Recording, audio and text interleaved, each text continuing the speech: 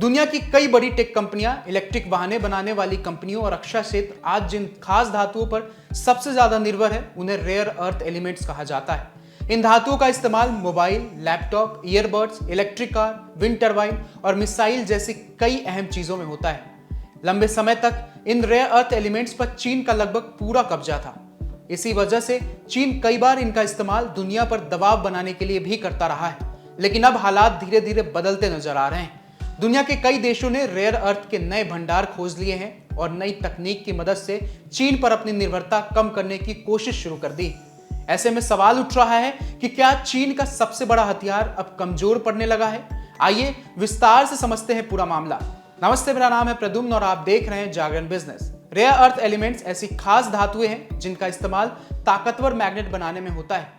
यही magnet mobile, laptop, earbuds, electric car, wind turbine और कई रक्षा उपकरणों में लगाए जाते हैं। करीब 15 साल पहले तक दुनिया में रेयर अर्थ की लगभग पूरी माइनिंग और प्रोसेसिंग चीन में होती थी।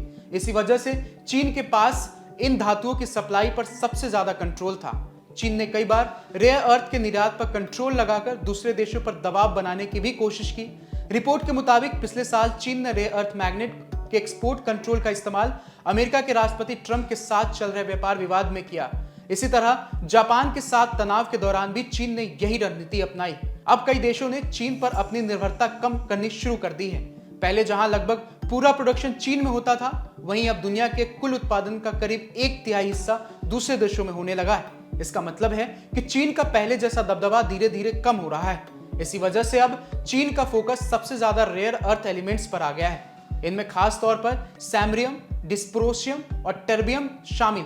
इनका इस्तेमाल इलेक्ट्रिक वाहन, wind turbine, guided missile, aircraft और दूसरे हाईटेक उपकरणों में होता है। पहले माना जाता था कि भारी रेयर अर्थ एलिमेंट सिर्फ चीन के दक्षिणी हिस्से के लोंगनन इलाके में ही मिलते हैं, लेकिन अब वैज्ञानिकों ने दुनिया के कई दूसरे देशों में भी इनके भंडार खोज लिए।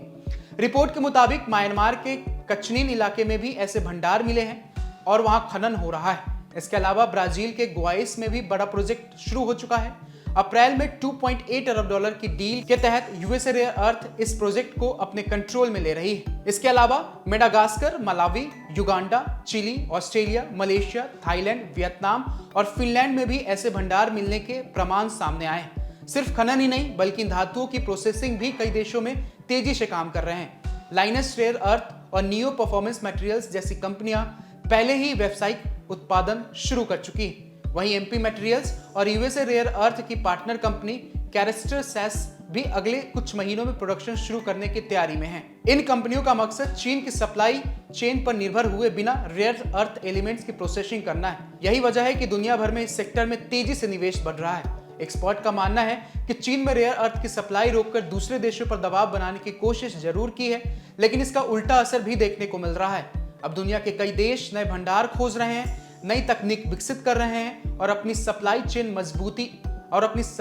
में मजबूती बना रहे हैं। यही कारण है कि आने वाले समय में रेयर अर्थ एलिमेंट्स का वैश्विक उत्पादन पहले से ज्यादा बढ़ सकता है। अगर ऐसा होता है तो चीन का सालों पुराना दबदबा धीरे धीरे कमजोर पड़ सकता है और दुनिया इन अहम धातुओं के लिए सिर्फ एक देश पर निर्भर नहीं रहेगी। बाकी आप रेयर अर्थ एलिमेंट्स को लेकर क्या सोचते हैं, हमें कमेंट सेक्शन में लिखकर जरूर बताएं। शुक्रिया।